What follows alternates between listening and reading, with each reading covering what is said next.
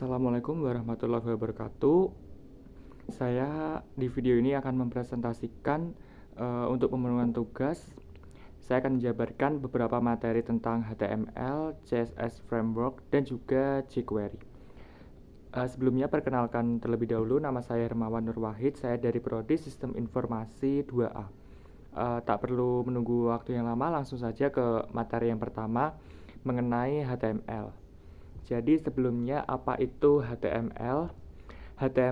Definisi HTML itu sendiri, HTML atau yang biasa dikenal sebagai Hypertext Markup Language adalah bahasa pemrograman standar untuk membuat halaman web. HTML mendeskripsikan struktur halaman web, elemen-elemen HTML yang ditunjukkan oleh sintaks atau teks digunakan untuk membangun blok-blok halaman HTML. Sintaks HTML merupakan bagian dari isi halaman seperti heading, paragraf, tabel, dan lain sebagainya. Untuk mengakses halaman web dibutuhkan browser. Browser tidak menampilkan sintaks-sintaks HTML, tetapi merender sintaks-sintaks tersebut menjadi sebuah halaman. Selanjutnya, penjelasan mengenai sintaks HTML. Yang pertama ada doc tipe HTML menunjukkan tipe dokumen HTML. Selanjutnya, untuk sintaks HTML adalah elemen utama atau pokok. Di bawahnya nanti ada head yang berisi informasi meta dokumen. Selanjutnya untuk title merupakan elemen yang menandakan judul dokumen. Dan ada juga di dalamnya selanjutnya ada body merupakan elemen isi yang akan ditampilkan. Di dalam body ada H1 sampai H6 tergantung ukurannya ya. Di situ merupakan elemen heading besar, dan selanjutnya ada P merupakan elemen untuk paragraf. Selanjutnya langsung ke materi yang kedua. Materi yang kedua mengenai CSS Framework. Untuk yang pertama, penjelasan mengenai definisi CSS. CSS merupakan singkatan dari Cascading Style Sheet. Memberikan cara termudah untuk membuat halaman tampilan web menjadi menarik. CSS mengatur bagaimana halaman-halaman HTML ditampilkan dalam layar atau media yang lain. CSS memberikan solusi terbaik untuk mengatur tampilan HTML. Sebelumnya, untuk pengaturan teks HTML pada CSS 3.2 ditambahkan tag font. Hal itu menjadi pekerjaan yang sedikit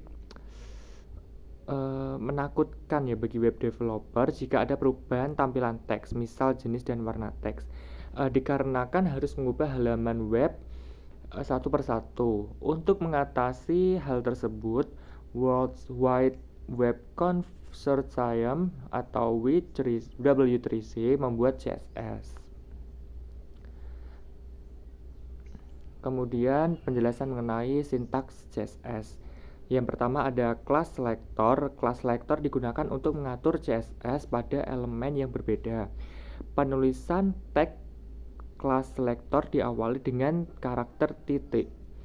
Yang kedua ada ID selector. Sama seperti class selector, ID selector digunakan untuk mengatur CSS pada elemen yang berbeda. Penulisan tag ID selector diawali oleh huruf karakter hashtag. Dan yang ketiga ada grouping selector. Grouping selector digunakan untuk menyederhanakan penulisan terhadap deklarasi yang sama. Dan untuk yang keempat ada descending selector. Descending selector digunakan untuk mengatur sebagian dari elemen HTML yang berada dalam sebuah elemen HTML. Dan yang kelima atau yang terakhir ada universal selector. Universal selector digunakan untuk mengatur semua elemen yang ada dalam tag body. Universal selector ditunjukkan dengan tanda bintang. Kemudian cara menambahkan CSS dalam HTML terdapat 3 cara, yaitu yang pertama ada inline style sheets. Inline style sheet digunakan untuk membuat style unik pada sebuah elemen HTML. Yang kedua ada internal style sheet. Internal style sheet ini digunakan untuk mengatur beberapa elemen HTML dalam sebuah halaman yang sama. Maksudnya dari satu halaman. Internal style sheet ditempatkan dalam tag head. Dan yang ketiga ada external style sheets. External style ini digunakan untuk mengatur style HTML yang menggunakan beberapa file untuk menggabungkannya menggunakan tag link rel href. Dan materi yang ketiga kita akan membahas tentang jQuery JavaScript Framework. Yang pertama mengenai definisi jQuery. Apa sih itu jQuery? jQuery merupakan JavaScript library atau kumpulan kode atau fungsi JavaScript siap pakai sehingga mempermudah kita membuat kode JavaScript. Atau dalam kesimpulannya, jQuery menyederhanakan kode JavaScript. Hal ini sesuai dengan slogannya, yaitu write less, do more. Maksudnya lebih sedikit menulis, melakukan hal yang lebih banyak ya. Kemudian beberapa alasan mengapa lebih baik menggunakan jQuery daripada library lainnya, antara lain yang pertama compatible dengan hampir seluruh browser. Yang kedua, jQuery telah digunakan oleh website-website besar. Yang ketiga ada compatible dengan seluruh versi CSS, mulai dari versi CSS 1 sampai dengan 3. Selanjutnya, dokumen dan tutorialnya lengkap. Juga didukung oleh banyak komunitas, disupport oleh plugin yang lengkap. Filenya hanya satu dan ukurannya relatif kecil, kurang lebih sekitar 20 kilobyte.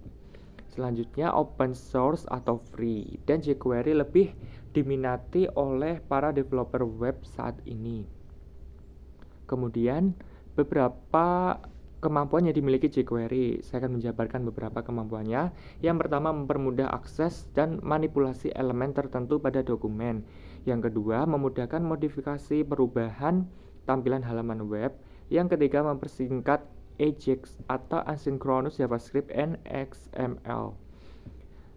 Dan yang keempat memiliki API atau Application Programming Interface.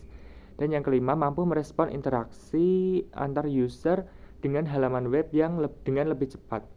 Dan yang terakhir menyediakan fasilitas untuk membuat animasi kelas Flash dengan mudah. Mungkin sekian presentasi dari saya. Apabila ada kurang lebihnya, mohon maaf yang sebesar-besarnya. Akhir kata, wassalamualaikum warahmatullahi wabarakatuh.